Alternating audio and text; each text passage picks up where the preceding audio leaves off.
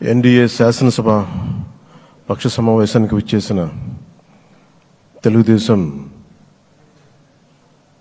ఎమ్మెల్యేలకి, జనసేన ఎమ్మెల్యేలకి, భారతీయ జనతా పార్టీ ఎమ్మెల్యేలకి మనస్ఫూర్తిగా మీ అందరికీ నా హృదయపూర్వక నమస్కారాలు. మీ అందరికీ నా హృదయపూర్వక స్వాగతం తెలియజేసుకుంటున్నాను. వేదిక పైన తెలుగుదేశం రాష్ట్ర అధ్యక్షులు, మన తెలుగుదేశం పార్టీ రాష్ట్ర అధ్యక్షులు శ్రీ అచ్చెన్నాయుడు గారికి, భారతీయ జనతా పార్టీ అధ్యక్షురాలు శ్రీమతి దగ్గుపాటి పురంధేశ్వర గారికి నా హృదయపూర్వక నమస్కారాలు. తాడేపల్లిగూడెం సభలో నేను చెప్పినట్టుగా ఒక దార్శనికులు, 4 దశాబ్దాల సుదీర్ఘ అనుభవం, ఎన్నో ఒడిదుడుకులను ఎదుర్కొన్న తెలుగుదేశం జాతీయ పార్టీ అధ్యక్షులు శ్రీ నారా చంద్రబాబు నాయుడు గారికి నా హృదయపూర్వక నమస్కారం.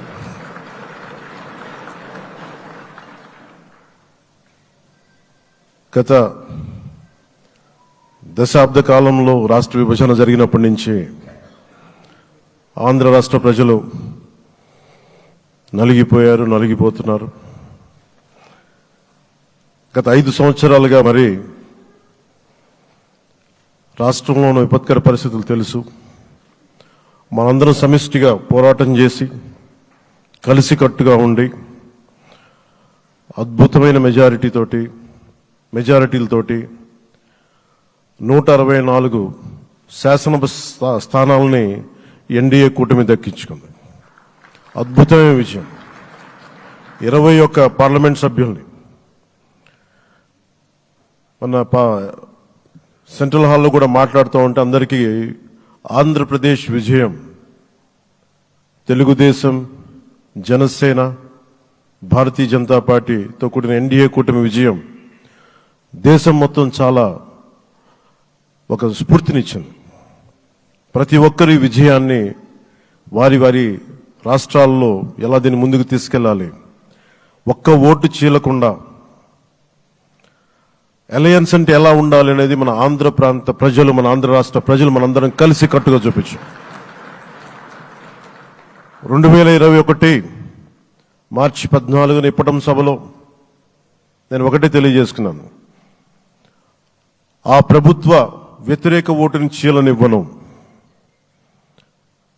ఆ మాట మీద ఉన్నాం, ఆ మాట మీద నిలబడ్డాం. ఒడిదుడుకులు ఎదుర్కొన్నాం, తగ్గాం, కానీ నిలబడ్డాం.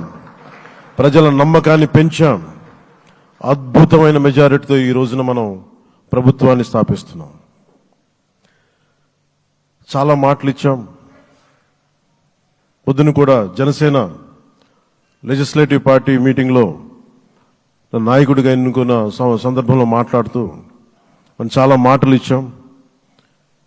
ఇది కక్ష సాధింపులకి సమయం కాదు, ఇది వ్యక్తిగత దూషణలకు సమయం కాదు. ఇది 5 కోట్ల మంది పైగా ప్రజలు మన మీద నమ్మకాన్ని పెట్టుకున్నారు. మన మీద మనందరం ఉమ్మడిగా, మనందరం సమిష్టిగా ఆంధ్రప్రదేశ్ ప్రజలు ఏ అభివృద్ధి అయితే కోరుకుంటున్నారో మనందరం సమిష్టిగా దీన్ని ముందుకు తీసుకెళ్లాలి, అభివృద్ధి పథంలో నడిపించాలి.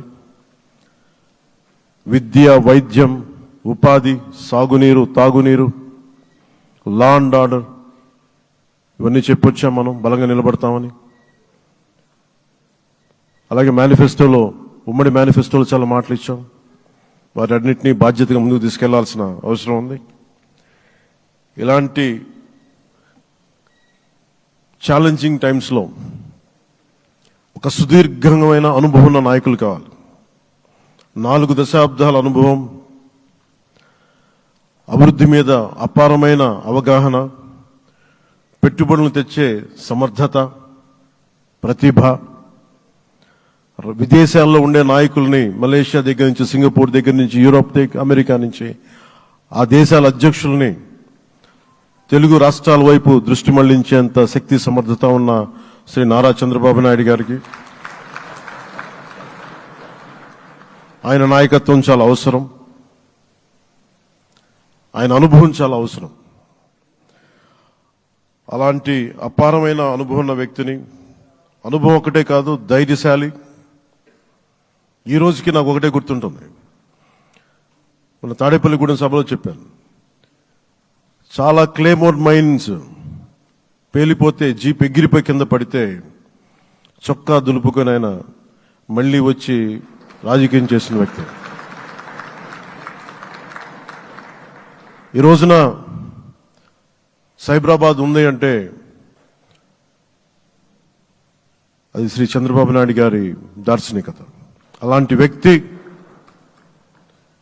ఆయన అనుభవం ఈ రోజున 2024 ఆంధ్రప్రదేశ్కి ఎన్డీఏ కూటమి తరపు నుంచి ముఖ్యమంత్రి అభ్యర్థిగా శ్రీ నారా చంద్రబాబు నాయుడు గారి పేరుని జనసేన పార్టీ పక్షాన నుంచి మేము బలపరుస్తున్నాం.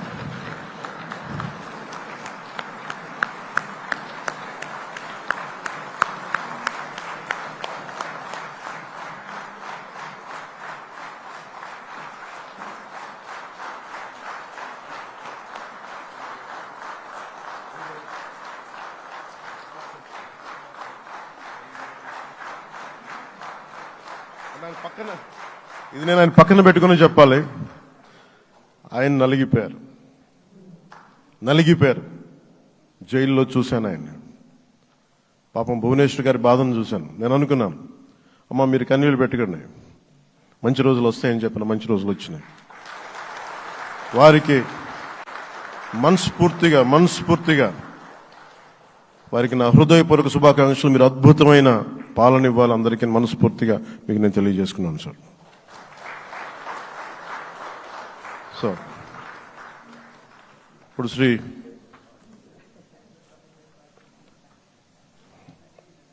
భారతీయ జనతా పార్టీ